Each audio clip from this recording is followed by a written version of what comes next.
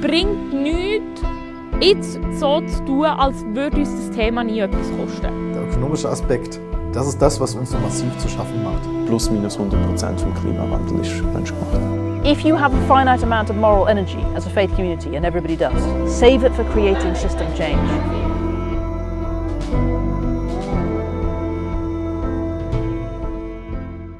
Herzlich willkommen zurück zur zweiten Folge der Serie Methodist in Climate Mission. Nachdem ich in der ersten Folge der Frage nachgegangen bin, wie wir vor methodistischen Kirche in der Schweiz mit dem Thema der Nachhaltigkeit umgehen und was uns dabei beschäftigt, nutze ich in dieser Folge die Möglichkeit, dass die methodistische Kirche auch in vielen anderen Ländern von Europa daheim ist. Ich habe in 3 Ländern bei Mitgliedern der derartigen methodistischen Kirche nachgefragt, wie sie das Thema der Nachhaltigkeit in ihrem Kirchenalltag aufnehmen. So my name is Daniel Steinweg, and I am the chairman of the Methodist Children and Youth Organization in the Methodist Church here in Denmark. So the Methodist Church is one of the smaller free church in Denmark. We have 9 congregations in the country, which maybe doesn't sound like much, but and it isn't. Currently, I'm in the youth department, the national department.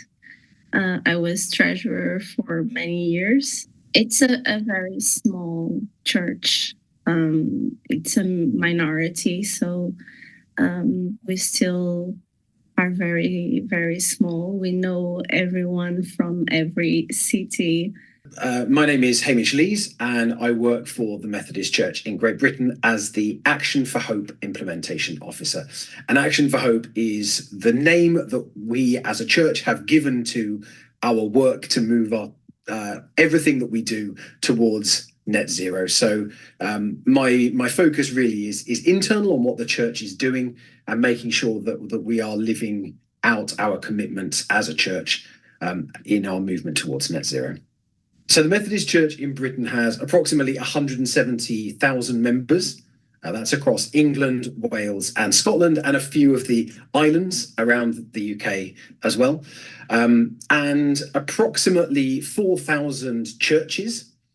Eine der grössten Chancen, die wir haben als methodistische Kirche im Einsatz für das Klima ist, dass wir europaweit und auch weltweit eben ein Netzwerk haben, eine Verbundenheit haben, dass wir zusammenarbeiten mit Methodistinnen und Methodisten auch außerhalb unserer Landesgrenzen. Für uns als Schweiz gibt uns das in erster Linie die Ressourcen von einer neuen Sicht auf die Welt. Ich finde es extrem spannend, immer wieder von anderen Methodistinnen und Methodisten von ganz anderen Orten der Welt zu hören, hey, was sie bei ihnen die Auswirkungen, die der Klimawandel hat. Wie merken sie daran, dass das Klima sich verändert und wie leiden sie auch darunter? Das ist etwas, das, glaube ich, uns mega motivieren kann, sich einzusetzen für das Klima. Weil das sind nicht einfach uns je nachdem komplett fremde Menschen. Sie teilen unseren Glauben, sie teilen unsere spezifische Ausrichtung vom Glauben. Das, denke ich, ist gerade für uns als ein Land, das nicht oder noch nicht mega krass vom Klimawandel die Auswirkungen spürt, ist das mega wichtig zu merken, hey, andere Menschen, Glaubensgeschwister von uns, die leiden ganz aktiv darunter. Und eine andere Ressource, die uns das weltweite Netzwerk gibt, ist auch, dass wir natürlich miteinander viel, viel mehr Macht haben, gerade auch auf politische Entscheidungsträger einzuwirken, wie wir das haben als einzelne Gemeinden, als einfach die Schweizer Kirche. Und das, denke ich, ist eine mega Chance. One of the real advantages of being part of the Methodist family, a worldwide network of Methodists from all kind of different situations, is really we can learn from each other, we can share what we're doing, what we're learning, what we're hearing. As a British Methodist church, we have very close relationships with a number of churches all around the world, including in the Pacific Islands and other parts of the globe where climate change is a real everyday part of life. It's not something which we are thinking about as perhaps in 50, 100 years. This is something which is impacting people's lives now, but also learning with others in similar situations as ourselves who maybe are not impacted on a day-to-day basis, but are going through a similar process that we are. So over the next 5, 10, 15 years are moving towards net zero. And while our contexts may not be identical, our structures, our organizations might be a little bit different.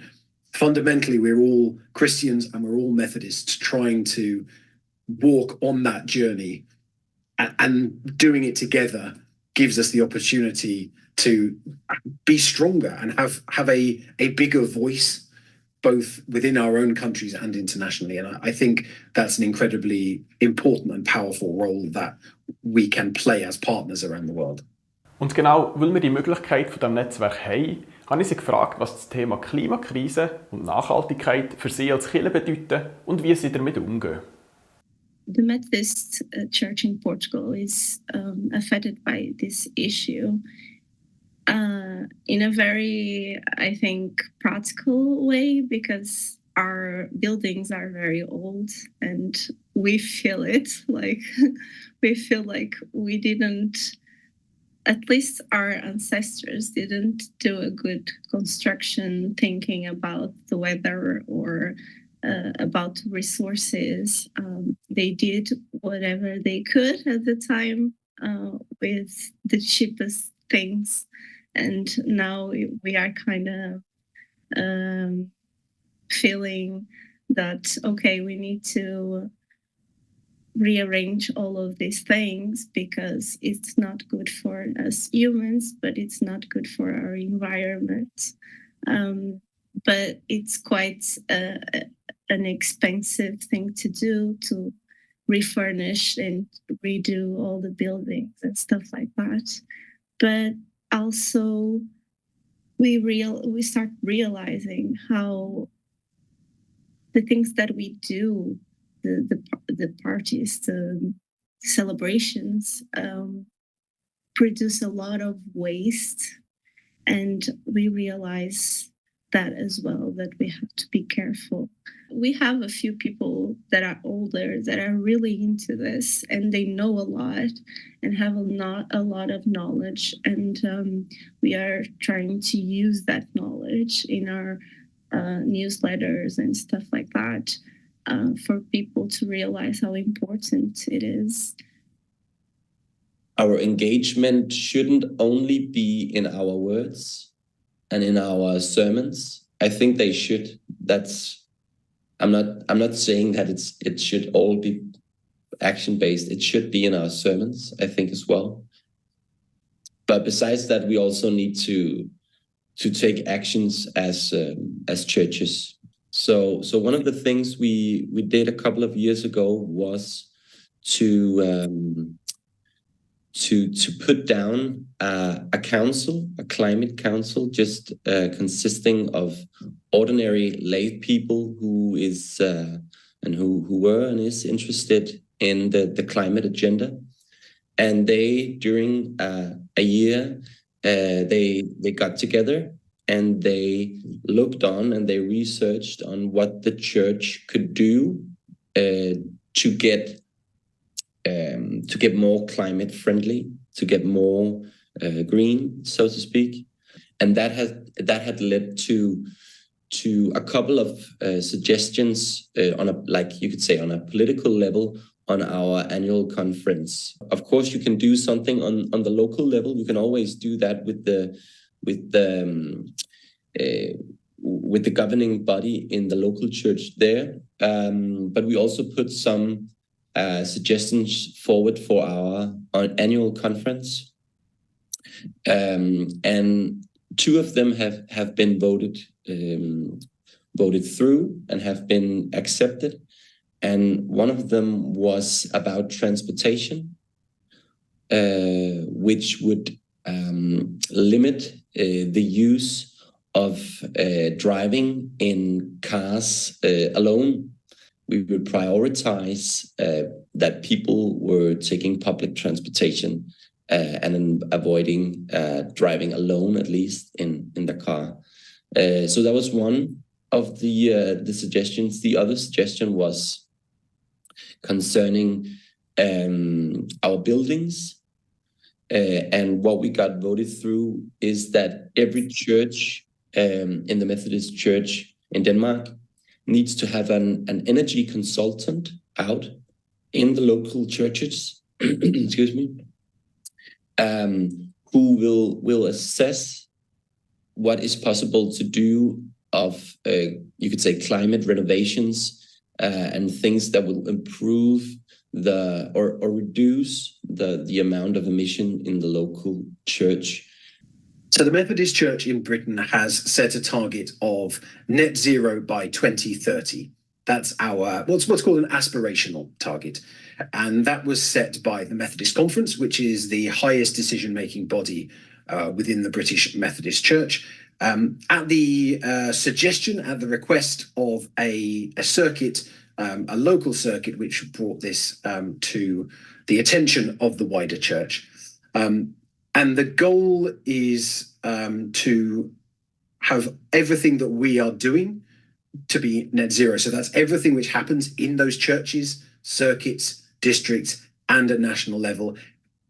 All of the energy that we buy or we create is intended to be net zero. So everything we use for heating, for lighting, for all of those other things, making tea, that's a very British preoccupation. All of that energy to be net zero. All the travel that we do on behalf of the church, as part of the church, to be net zero. And we're also looking to encourage members of the Methodist Church to reduce their own carbon emissions in their everyday life. So make some of those small lifestyle adjustments, which can help all of us to live more lightly and live out our discipleship in an ecological and environmental way. The Methodist Church in Britain works together with a number of different denominations, the Baptist Union, the United Reformed Church, the Church of Scotland, in what is called the Joint Public Issues Team, or JPIT, we call it.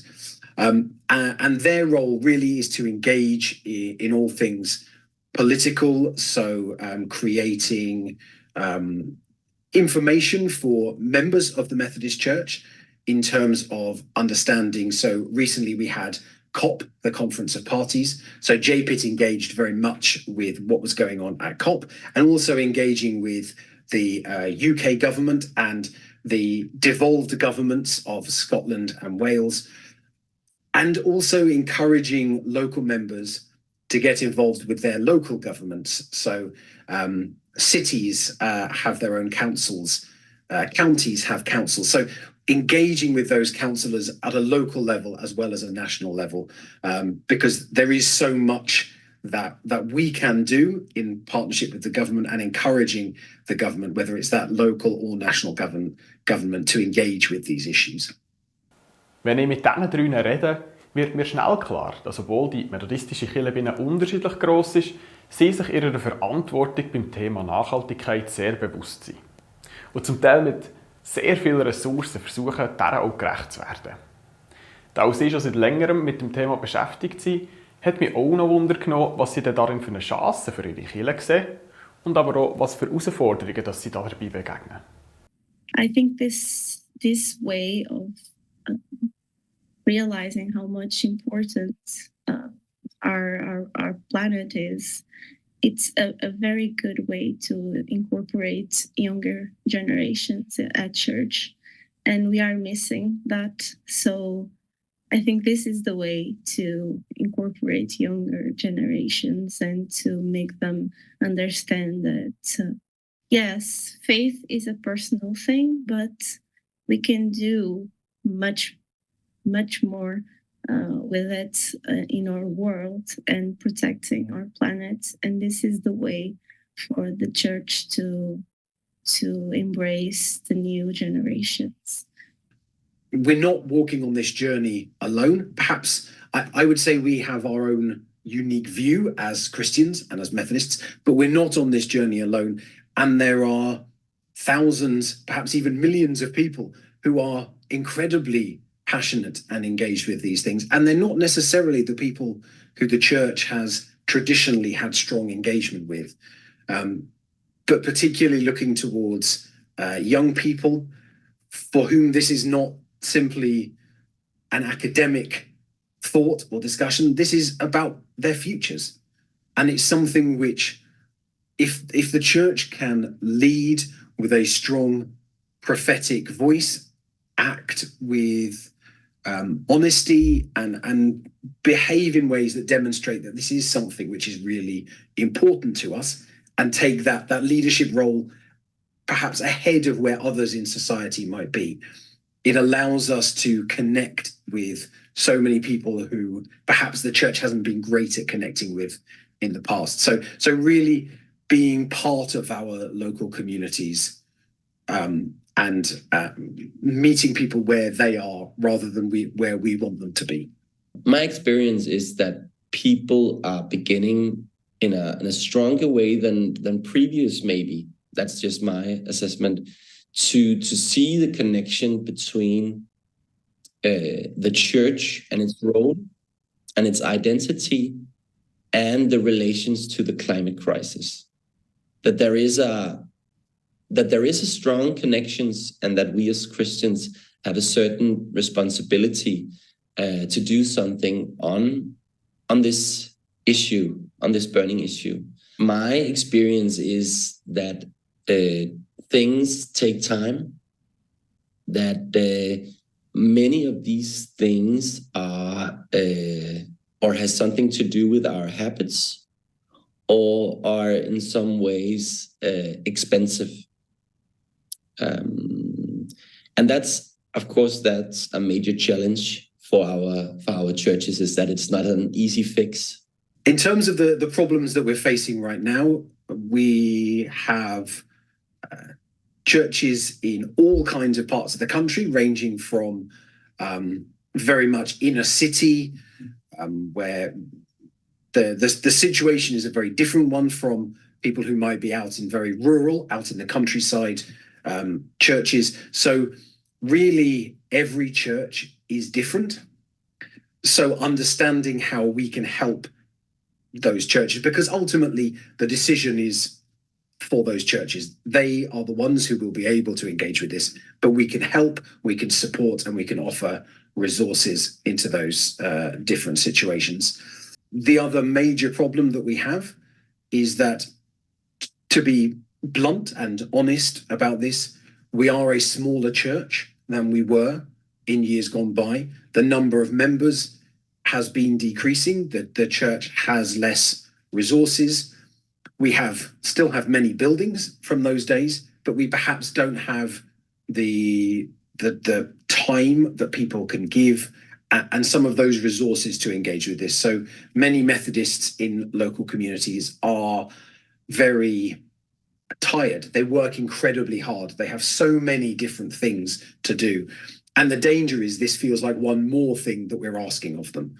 And I think that, for me, again, is why we're so keen to say this is part of God's mission that we are called to do. It's not something additional, but it is undoubtedly a challenge. The time scale, now we're into 2024. We are 6 years away from that 2030 goal. And it is definitely going to be a very, very big challenge. One of the biggest learning points that we have is how much of the life of the church this really does impact on, and simultaneously how much it is impacted on by those different areas. So it's probably, it doesn't come as a surprise that property is a big area that we are engaging with. Wenn ich zurückdenke an die letzte Folge aus dieser Serie, merke ich, dass wir nicht die Einzigen sind mit zu vielen SUVs auf dem Vorplatz. Auch andere methodistische Kirchen in Europa stellen sich die Frage, wie ihre Gebäude in Zukunft nicht nur praktisch, sondern auch strategisch sinnvoll genutzt werden können. Da uns Methodisten vor allem der Glaube verbindet, wollte ich von Ihnen noch wissen, was für Sie Ihre Spiritualität beim Thema der Klimakrise bedeutet. So I would say we need to cultivate our spirituality in terms of the climate crisis, because I think when we see the beauty and the richness in nature, we are also in some ways transforming our heart to see what is happening with the climate crisis. We, in some way, the proper response is for us to suffer. I think hope is a really interesting question in this whole conversation. My job title is Action for Hope Implementation Officer. I like to think that pretty much everything the church does should be in some way an action for hope. But I think I would say that I have hope across a number of different areas. In terms of locally and in terms of the church, I really believe and hope that by engaging with these things, it offers the church a new lease of life in some way. The church is and has been declining, but perhaps that's something that we can not directly address completely, but we can start to look at and bring the church a little more into everyday life, into the lives of people, which I think would be a fantastic thing. I think I have hope that we, as a global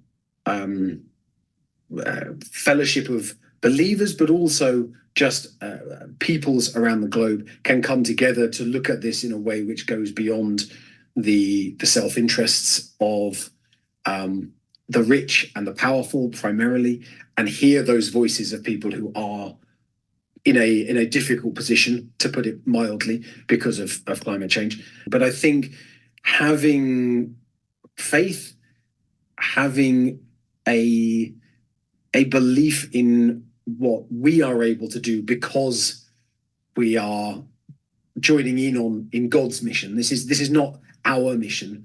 It's God's mission that we are part of. I think gives a hope, gives a strength in what we're doing. And that's not a naive hope that it'll be okay because God will sort it out. Because we are called to be part of this. It's not about turning a blind eye. It's about having the strength to engage, having the strength to have some of those really difficult conversations. And for the most part, being able to keep going and push through.